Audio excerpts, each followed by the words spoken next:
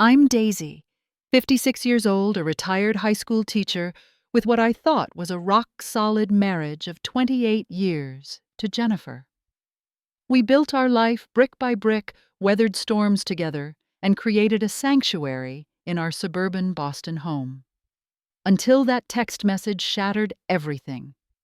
Need space in Cabo with my boss. In 48 hours, I sold our house, emptied our accounts, and fled to Europe. Before I tell you what happened when she landed, let me know where you're watching from and hit that like and subscribe button. Trust me, you'll want to stick around for what comes next. Jennifer and I met at an educational conference in Boston back in 1996.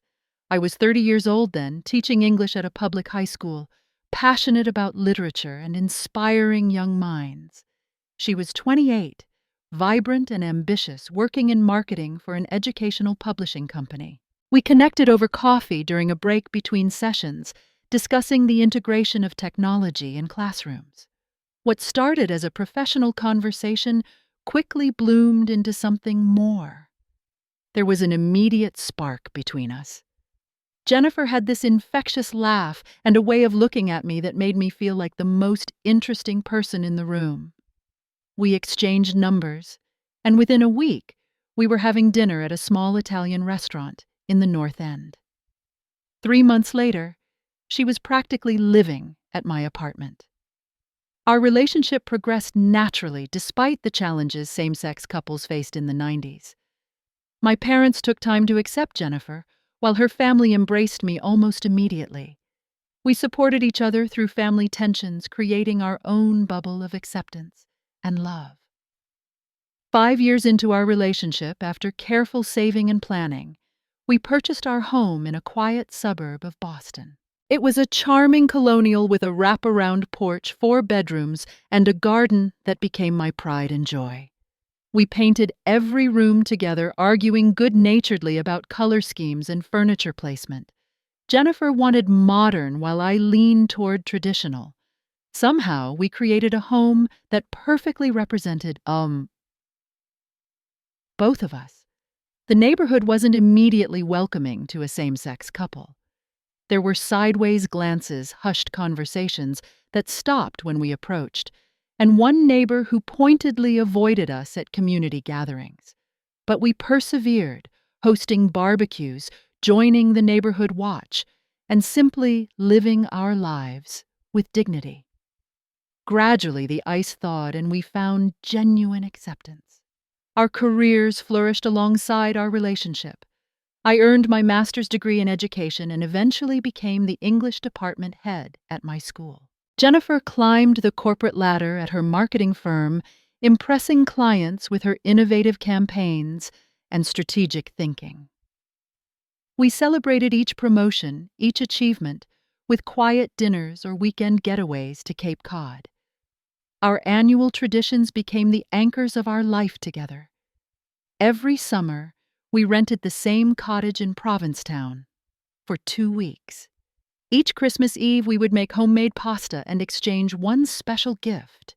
On our anniversary, we always returned to that first Italian restaurant where we had our first date, ordering the same dishes year after year. Even after 20 years together, I still found Jennifer fascinating. She continued to surprise me with her insights, her evolving perspectives, her capacity for growth. When marriage equality finally became legal in Massachusetts, we had a small ceremony in our backyard, surrounded by friends who had supported us through the decades. It felt like a formality. In some ways, we had considered ourselves married for years, but there was something profound about that official recognition. Things began to change subtly around our 25th anniversary. Jennifer's company had undergone a restructuring, bringing in new leadership and a more aggressive growth strategy. The warm, collaborative atmosphere she had loved was replaced by competitive targets and longer hours. She started coming home later, often bringing work with her, checking emails during dinner. I noticed her growing more distant but attributed it to work stress. She talked less about her day, deflecting my questions with vague answers or changing the subject.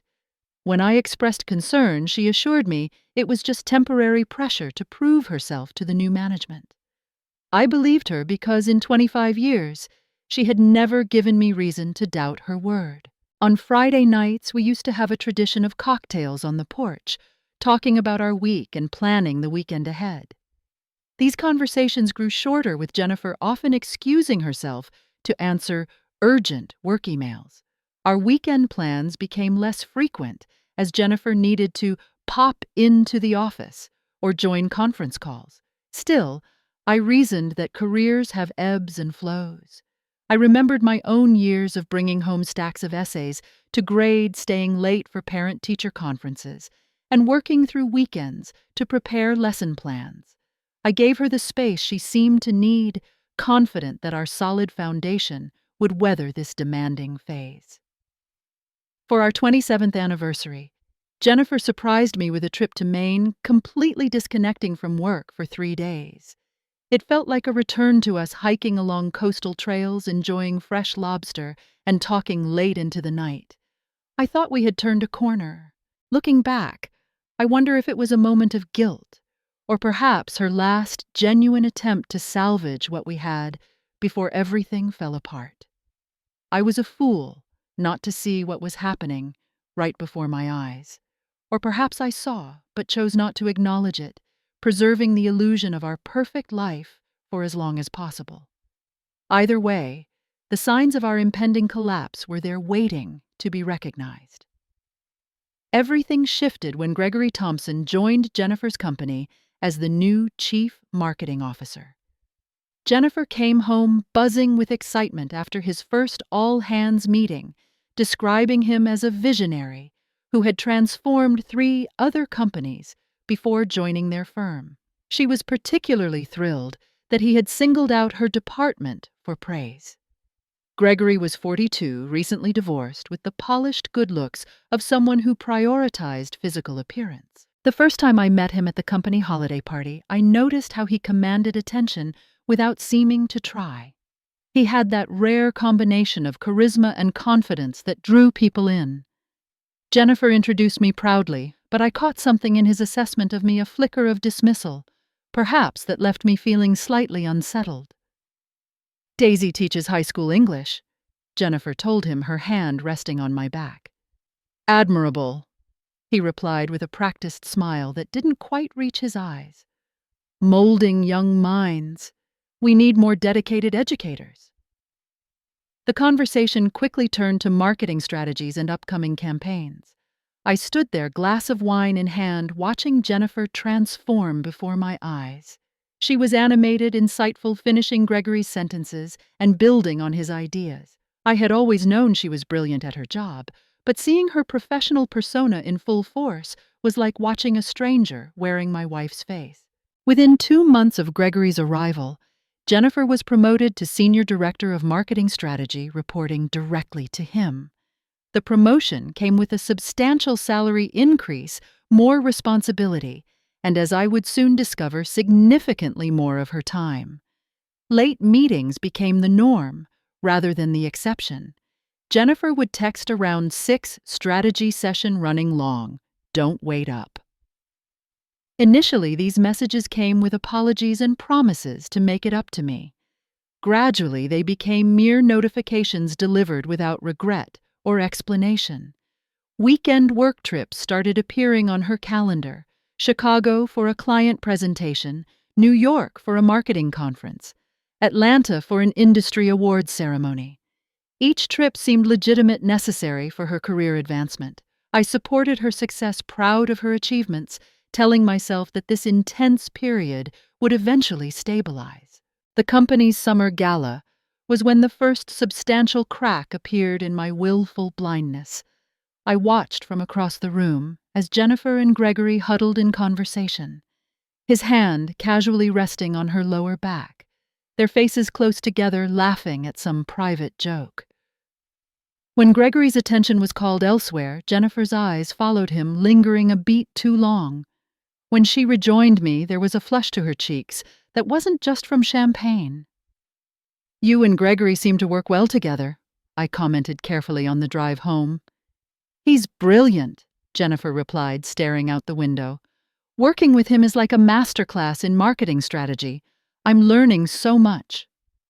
"You're spending a lot of time together." She turned to me, then a flash of something defensiveness, guilt crossing her face, before it settled into a reasonable expression.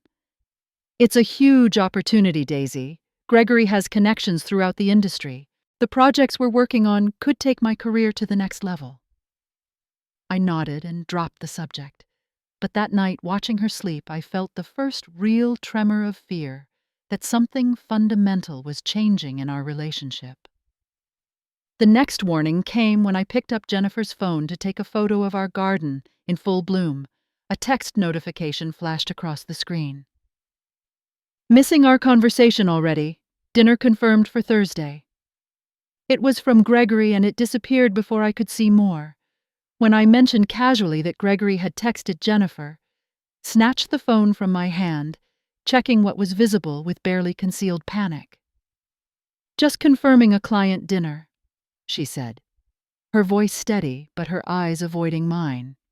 "We're pitching to New Tech Industries on Friday."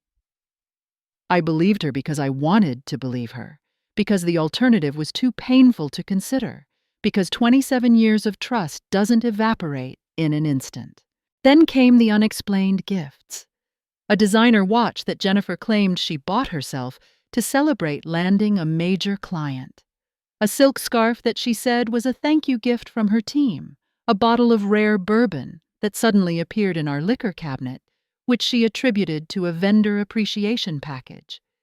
Each explanation was plausible, yet something in her delivery felt rehearsed, as though she had prepared her responses in advance. Our intimacy, once natural and frequent, became scheduled and perfunctory when it happened at all. Jennifer claimed exhaustion headaches, stress all reasonable given her workload, but the pattern was unmistakable. We were drifting apart physically as well as emotionally. I tried to bridge the growing distance. I surprised her with lunch at her office, only to be told she was in a closed-door meeting with Gregory. I suggested weekend getaways, only to hear that there were deadlines that couldn't be moved. I proposed counseling, framing it as a tune-up for our relationship, and Jennifer reluctantly agreed, then canceled our first appointment due to an emergency client situation. Still, I clung to the belief that we were simply navigating a challenging phase, that the foundation we had built over nearly 3 decades was strong enough to withstand temporary stresses, that Jennifer's devotion to her career didn't mean she was any less devoted to me. I was wrong. So terribly, painfully wrong. Our 28th anniversary fell on a Tuesday in June. I had been planning for weeks, determined to create a special day that would remind us both of the strength of our connection. I made reservations at Bella Luna, that same Italian restaurant where we had our first date all those years ago. I purchased tickets to a chamber music concert in the park for the following weekend. Most significantly, I had commissioned a local artist to create a painting of our Provincetown cottage at sunset, our happy place captured in vibrant oils and framed in driftwood we had collected together over the years. The morning of our anniversary, I woke early and prepared Jennifer's favorite breakfast, lemon ricotta pancakes with fresh blueberries. I left a card propped against her coffee mug containing a poem I had written tracing the journey of our love through the years. Jennifer came downstairs dressed for work, glanced at the elaborate breakfast, and checked her watch. "This looks amazing, but I have an early meeting. Can I take some coffee to go?" My heart sank, but I smiled and poured her coffee into a travel mug. "Happy anniversary," I said, holding out the card. Jennifer's expression shifted a realization and something like panic crossing her features. "That's today. I thought it was next week." The lie was so transparent it took my breath away. We had always celebrated on the actual day, regardless of where it fell in the week. Jennifer had never, not once, in 28 years, forgotten our anniversary. "We have reservations at Bella Luna tonight," I said quietly. 7 o'clock. Jennifer set down her coffee and took my hands. "Daisy, I'm so sorry. I have to fly to San Diego this afternoon for an emergency meeting with Pacific Corp. Their CMO is threatening to pull their account. Today, on our anniversary, can't someone else handle it? Gregory specifically asked me to join him. It's my account, my relationship with their team. She squeezed my hands. I'll make it up to you this weekend, I promise. We'll do something special. I pulled away, hurt crystallizing into something harder. How long will you be gone?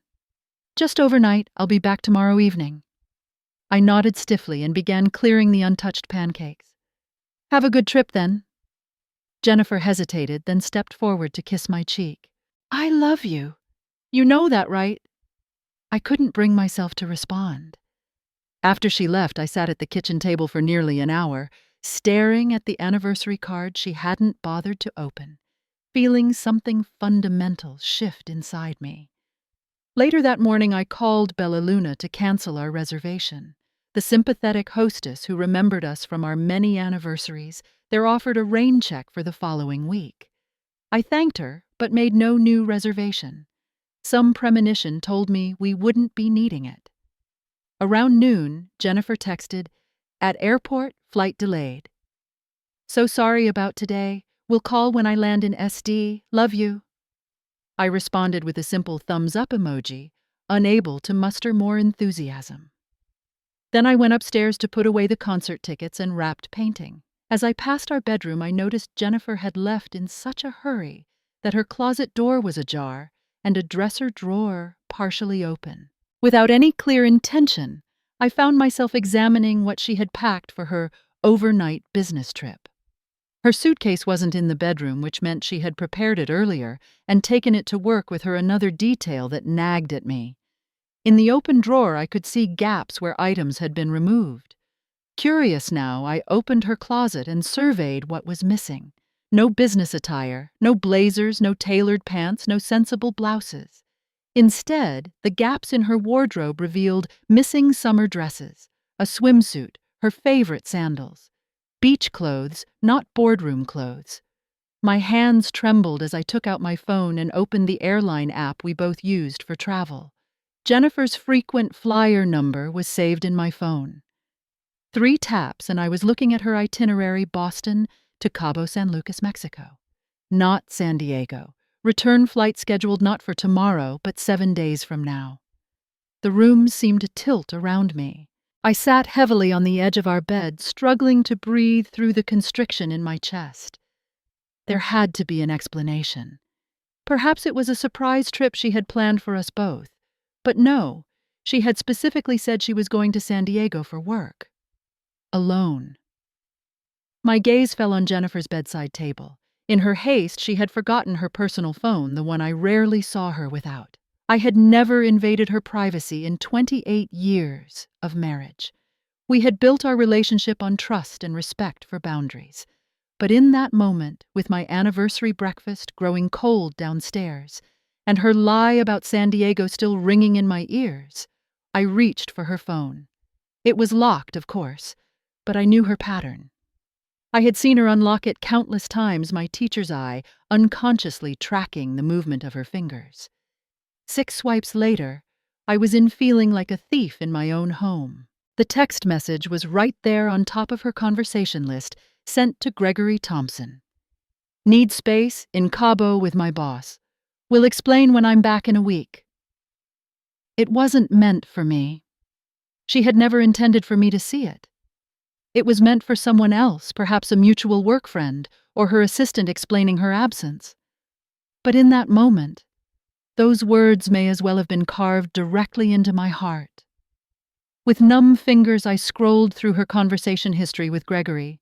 Dozens of messages daily, flirtations that evolved into explicit exchanges, photos I couldn't bear to look at, plans for their week in Cabo at a resort I had once mentioned wanting to visit with her.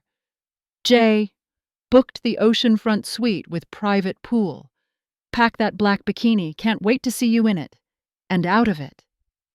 Missing you already. These strategy sessions are boring without you to exchange glances with. Last night was incredible. How did I get so lucky? Each message was a knife twist confirming what I had refused to see. Their affair had been going on for months. My wife of 28 years, my partner of 30, was deeply involved with her boss. And now they were headed to Cabo together, while I sat alone on our anniversary with a painting she would never see and reservations I had already canceled. I set down the phone and walked to the bathroom on unsteady legs. I vomited until there was nothing left but bitter bile, then slid to the floor, my back against the cool tile wall, and finally allowed myself to cry. Deep, wrenching sobs that felt torn from some primal place inside me. I cried until I was empty, until my throat was raw and my eyes swollen. Then, in the strange calm that follows complete emotional devastation, I began to think about what came next. I didn't sleep that night. How could I, in the bed we had shared for decades now, poisoned by betrayal? Instead, I sat in our living room with a legal pad making lists and phone calls. By dawn, I had a plan. My first call was to Sarah, my closest friend since college, and the person who had stood beside me through every major life event. I caught her before her morning commute, my voice hoarse but steady, as I explained what I had discovered. "That absolute snake!" Sarah hissed. "I never thought Jennifer would do this to you, not after everything you've built together." "Neither did I admitted. "But here we are. What are you going to do? Confront her when she gets back?" I took a deep breath. "I'm thinking of something more dramatic." "Daisy," Sarah's tone was cautious, "don't do anything you'll regret. Remember that prenuptial agreement Jennifer insisted on when we got legally married?" I asked. "The one that specified all assets acquired during our partnership would be divided equally." Vaguely. "What about it?" "It has a specific clause about infidelity. If either party is unfaithful, the other retains primary rights to all jointly held property and financial assets." I laughed bitterly. Jennifer added that clause. She said it was to protect us both, to cement our commitment to fidelity. Sarah was silent for a moment. "You have proof of the affair. Texts, photos, her secret trip to Cabo with him. More than enough. Then legally you have options." We talked for another hour, Sarah playing devil's advocate to each idea, helping me refine my thinking. By the end of our conversation, my course was clear.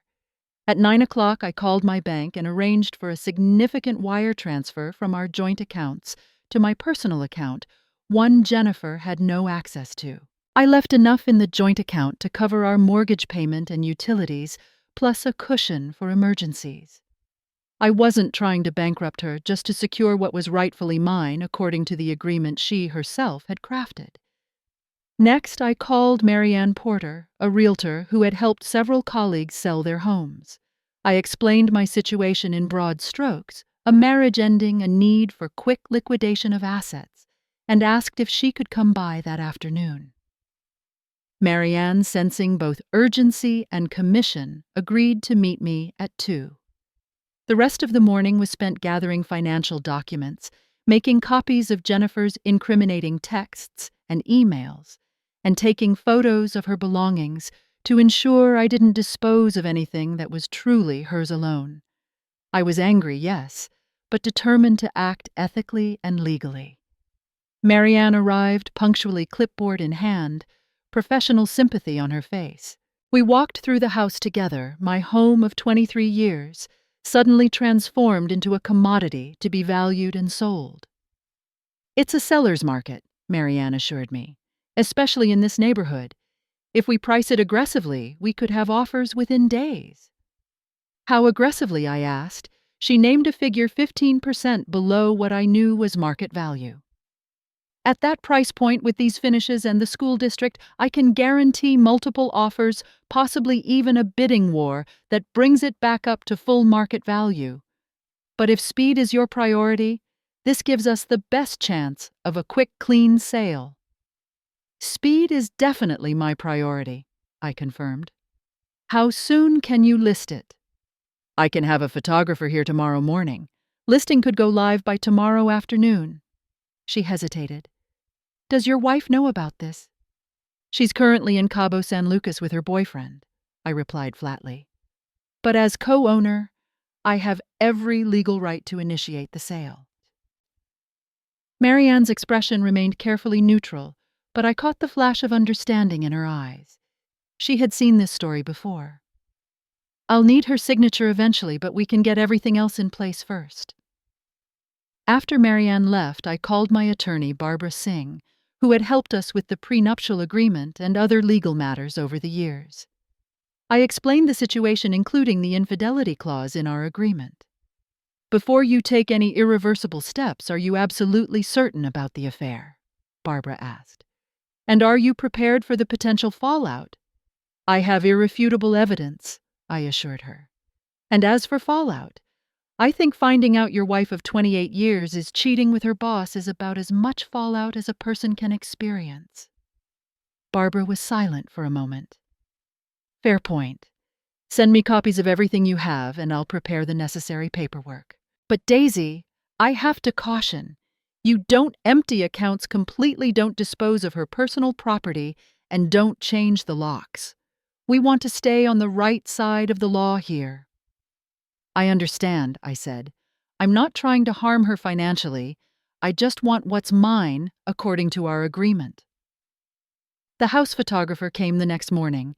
I spent the previous evening in a cleaning frenzy, polishing every surface, arranging flowers, hiding personal photos, erasing as much as possible the evidence of our life together. The listing went live that afternoon, described as a charming colonial in desirable school district, priced for immediate sale. Within 24 hours, we had 7 showings scheduled and 3 offers. By the following day, we had a cash offer 5% above asking price with a 2-week closing timeline and no contingencies.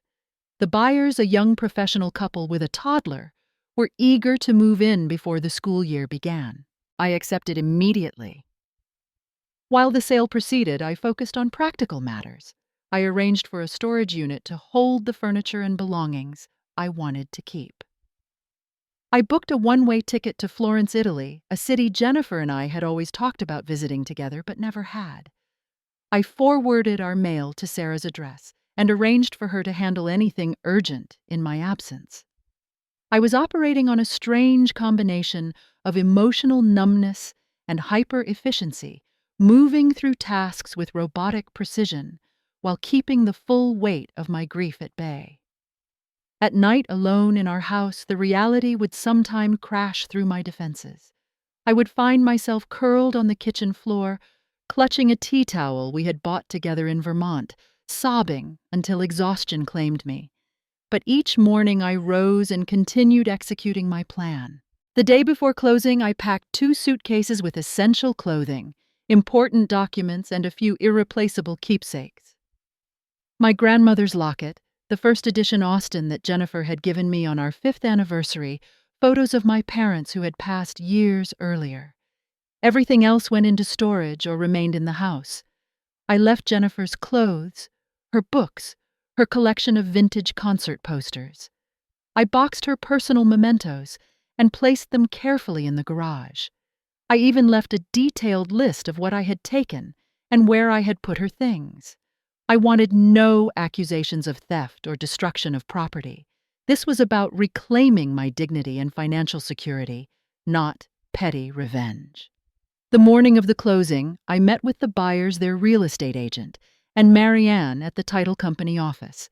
Barbara had arranged for Jennifer's signature to be handled separately, with documents sent to her electronically. The legality was complex but manageable given our prenuptial agreement and the evidence of infidelity. 2 hours and dozens of signatures later, I walked out with a cashier's check representing my share of the proceeds, the full amount per our agreement's infidelity clause, minus the remaining mortgage balance. I deposited it immediately, then returned to the house one last time.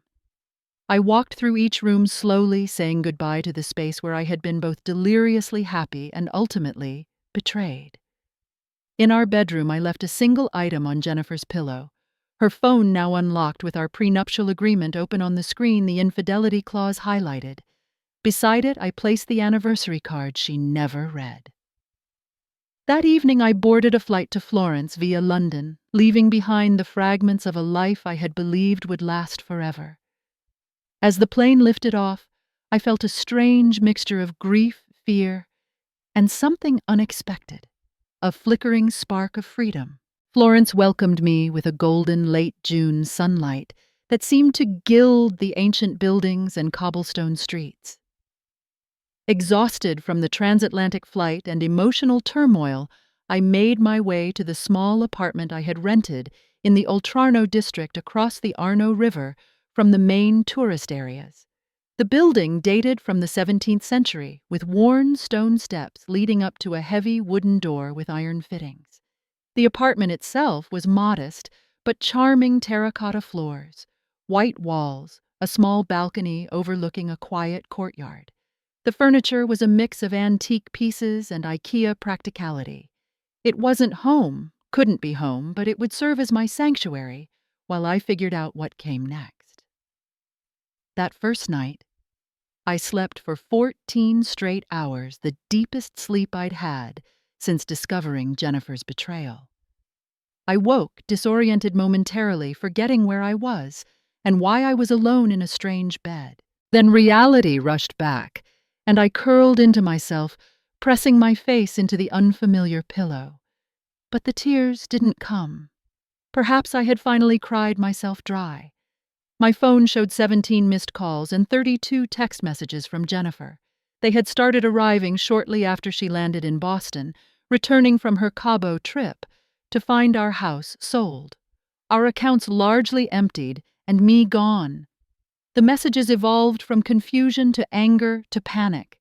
"Daisy, where are you? Why aren't you answering? What the hell? Someone just came to look at our house claiming they bought it. Call me right now. This isn't funny. I saw the prenup on my phone. Is this your idea of revenge? Selling our home without even talking to me? Please, Daisy, whatever you think happened, we need to talk about this. I'm calling the police if I don't hear from you in the next hour. Sarah won't tell me where you are. Please just let me know you're safe. I know I hurt you. I know I messed up. But this is extreme. Please come home so we can work this out." I read each message with a strange detachment, as though they were written to someone else about a life that no longer belonged to me. I composed a brief reply. "I am safe. The house sale was legal. Your belongings are in the garage. The prenup is clear on consequences of infidelity. Please don't contact me again." Then I blocked her number and turned off my phone. For the next 3 days, I barely left the apartment. I ordered groceries for delivery, unpacked my meager belongings, and slept sporadically. On the 4th day, I forced myself to shower, dress, and step outside. Florence waited indifferent to my personal tragedy, its beauty a rebuke to my self-imposed isolation. I walked without destination, following narrow streets that opened suddenly into sun-drenched piazzas. I sat at a cafe in the Piazza Santo Spirito, ordering in my rudimentary Italian, watching locals go about their daily routines. An elderly couple held hands as they walked slowly across the square. Young mothers chatted while their children played near the central fountain. Students from the nearby university sprawled on the church steps, books open but largely ignored in favor of animated conversation. Life continuing. People connecting. The world turning regardless of my private pain. I established a simple routine. Mornings were for exploring a different section of the city each day: the Uffizi Gallery, the Pitti Palace, the Boboli Gardens. Afternoons found me at the same cafe in Santo Spirito, where I would read or write in my journal, processing the emotional wreckage I had fled. Evenings were spent in my apartment cooking simple meals and watching Italian television. I barely understood the unfamiliar language washing over me like white noise. After 2 weeks of this solitary existence, the barista at my regular cafe finally broke through my isolation. Her name was Francesca, a university student working part-time who had noticed my daily visits. "Americana," she asked, setting down my cappuccino. I nodded. Vacation? I hesitated. No, living here now, or trying to. Francesca smiled. Alone is difficult in new place. You speak Italian? Very little, I admitted. I'm trying to learn. The next day, Francesca introduced me to her Aunt Agnes, an American expatriate who had married an Italian man 30 years earlier and stayed in Florence after his death. Agnes was in her late 60s, silver-haired and elegant, with the confident bearing of someone completely at home in her adopted culture. Francesca tells me you're setting up shop here, Agnes said, sliding into the chair across from me without waiting for an invitation. Recent arrival. 3 weeks, I confirmed. Running to or running from? Her directness was startling after weeks of minimal human interaction. Both, I suppose. Agnes nodded, unsurprised. Most of us start that way. I came to study art history for a semester in 1985, fell in love with Marcello, and never left. She studied my face. Heart trouble. I blinked at her perceptiveness. How did you know? You have that look, like you're carrying something heavy but trying not to show it. She waved to Francesca for a coffee. Want to talk about it? I'm an excellent listener, and I have no one to tell your secrets to except my cat. Something about Agnes, her forthright manner perhaps, or the kindness behind her bluntness, broke through my carefully constructed walls. Over the next 2 hours, I told her everything: the marriage, the betrayal, my dramatic exit. Agnes listened without interruption, occasionally nodding or raising an eyebrow, but offering no judgment. Well, she said, when I finished, you certainly didn't do things by half measures. I gave a watery laugh. No, I suppose not. Good for you. Agnes reached across the table and patted my hand. Too many women stay and suffer. You chose yourself. She drained her espresso. Now what's next for Daisy? It was a question I had been avoiding. I don't know. Exist, I guess. Try to heal. Agnes shook her head. No. Existing isn't enough. You need purpose, community. What did you do back in Boston? I taught high school English for 30 years. Her eyes lit up. Perfect. I have a friend who runs a language school. They're always looking for native English speakers, especially ones with teaching experience. 3 days later, I was hired to teach English conversation classes 3 evenings a week. The pay was modest, but the work gave structure to my days and connected me with students eager to practice their English, young professionals, university students, and retirees pursuing lifelong learning. Agnes also introduced me to her circle of expatriate women, most in their 50s and 60s, who had found their way to Florence through various life circumstances. There was Maria, a retired nurse from Chicago, who had sold everything to move to Italy after her husband's death. Eleanor, a novelist, who had come for a writing retreat 20 years ago and never left. Susan, a divorcee who had fulfilled a lifelong dream of opening an artisanal bakery specializing in American desserts with Italian ingredients.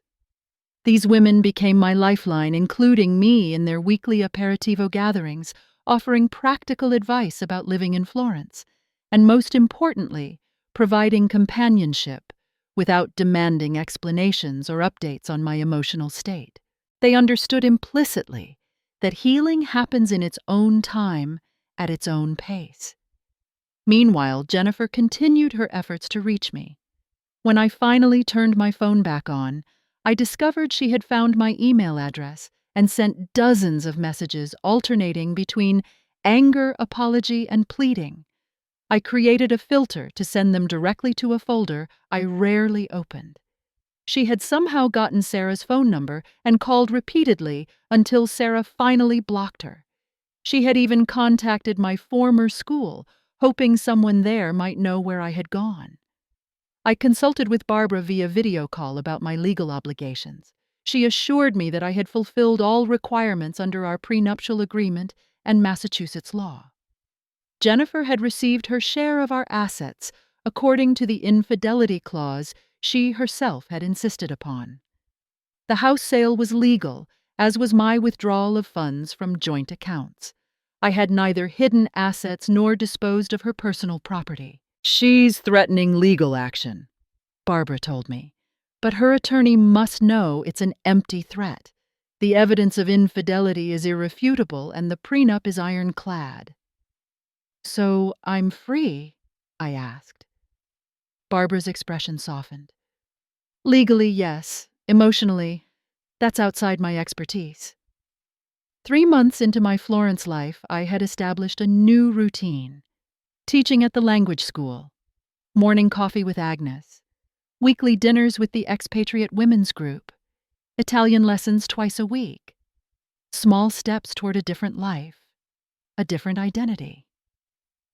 I was in the middle of teaching an evening class when my phone vibrated in my pocket, a call from an unknown number.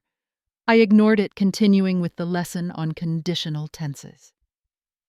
After class, I checked my voicemail and froze at the sound of Jennifer's voice. "Daisy, I know you're in Florence. I've hired a private investigator. I'm here at the Hotel Savoy. Please meet me. I'm begging you. One conversation, that's all I'm asking. After everything we shared, don't I deserve that much?" I played the message 3 times, my hands trembling. How had she found me? What did she want? What right did she have to demand anything of me after what she had done? I called Agnes immediately. "She's here," I said without preamble. "Jennifer is in Florence." "Ah," Agnes replied calmly. "I wondered when she'd show up. The determined ones always do." "What should I do?" "What do you want to do?" I considered the question. Part of me wants to ignore her completely. Part of me wants to confront her, make her face what she did. "Both valid options," Agnes said. "But ask yourself this: which choice leads to your healing, not her absolution?" That question stayed with me through a sleepless night. By morning, I had my answer. I texted the number Jennifer had called from Café Gilly, Piazza della Repubblica. 2 p.m. today. One conversation. I chose the location carefully, a historic cafe in a busy public square where the presence of tourists and locals would prevent any scene from escalating. I arrived early, selecting a table with a clear view of the entrance, but partially screened by a potted plant. I ordered an espresso I had no intention of drinking, and waited, my heart hammering against my ribs. At precisely 2 o'clock, Jennifer walked in. She looked thinner than when I last saw her, with dark circles under her eyes and a tension in her movements that hadn't been there before. She wore a simple linen dress and minimal makeup, her hair pulled back in a loose ponytail, deliberately casual. I thought an attempt to evoke our shared past, rather than her corporate persona. She scanned the cafe anxiously until her gaze landed on me. Relief flooded her face, followed quickly by uncertainty as she approached my table.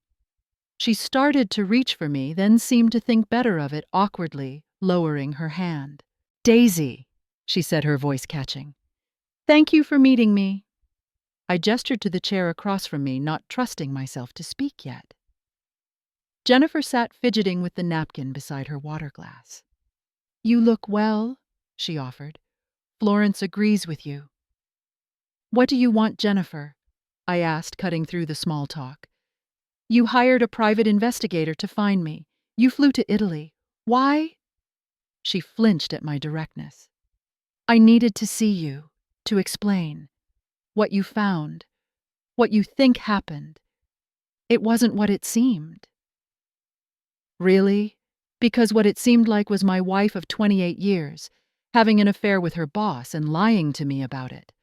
On our anniversary, no less. It wasn't, I mean, yes, I was in Cabo with Gregory, but it wasn't a romantic trip. It was work-related."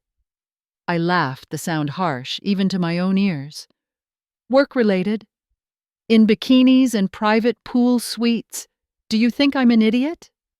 "No, of course not." Jennifer took a deep breath. "Okay, yes. There was an inappropriate relationship developing between us, but it wasn't what you think. Gregory is my boss. He has influence over my career, my future at the company. He began showing interest in me, and I didn't know how to handle it. So you slept with him. That was your solution. Jennifer winced. It was complicated. There was pressure, subtle at first, then more direct. Suggestive comments in private meetings, assignments that required late nights together, gradually moving boundaries. You could have told me, we could have faced it together. I was ashamed, she whispered. I didn't want you to think less of me. And then things escalated and I was in too deep. The Cabo trip was Gregory's idea, a strategy retreat, he called it. Just the two of us. I knew it was wrong, but I felt trapped. I studied her face, searching for truth in her explanation. You expect me to believe you were some kind of victim? Your texts to him didn't sound like someone under duress. I played along, Jennifer admitted. I convinced myself it was necessary for my career, that I could control the situation. She reached for my hand, but I pulled away. Daisy coming home to find the house sold, our life dismantled. It was a wake-up call. I realized what I was risking, what I had already lost. And Gregory, what happened to him? I ended it immediately. Told him everything about what had happened with you with the house.